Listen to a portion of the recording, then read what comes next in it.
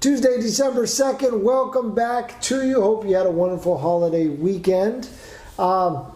Today's show, kind of a follow-up to one I did earlier, and I'll post a link where I was talking about when you're applying to middle school, maybe some things to consider that you hadn't thought of before. Really the nuts and bolts of what makes one middle school better than the other. So you definitely want to check out that link. It's coming down to crunch time for a lot of people.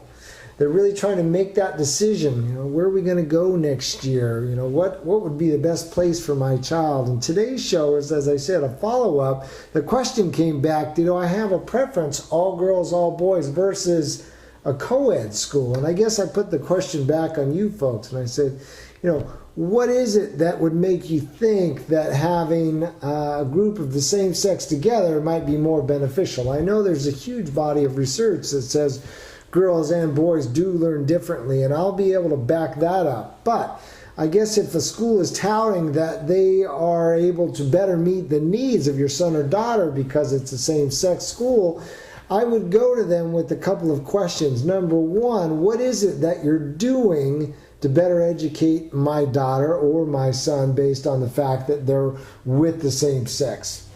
Maybe ask them to pull out and connect that research for you. It's real easy to say, there's research that says this, this, and this, but very much more difficult to be able to say to you, here are some of the strategies we've put in place because we know this about educating boys, or we know this about educating girls. So that's the one thing. If you're going to go that route, make sure that you ask the questions. I guess the other big one for me is, what is it about your son or daughter that makes you think they might do better in a same-sex classroom versus co-ed? Middle school is a time where, girls and boys are starting to become attracted to each other, so that could be a bit of a distraction. But, again, if your son or daughter is one that never has had trouble focusing in the past, really diligent about their studies, I don't know that moving them into the same-sex type of a classroom or school is going to be a better benefit to them, because again, you're only cutting out a certain portion of the day. Granted, it's an academic part of the day, but they're going to get back into that social realm as soon as they leave school. So if you're doing it to move away from the social aspect of it, know that it's only for a short amount of time.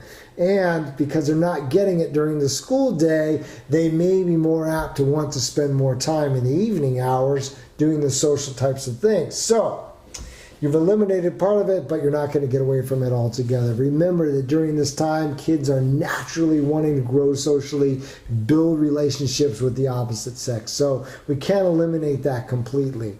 Those are my thoughts. Again, it's a huge decision, as you know.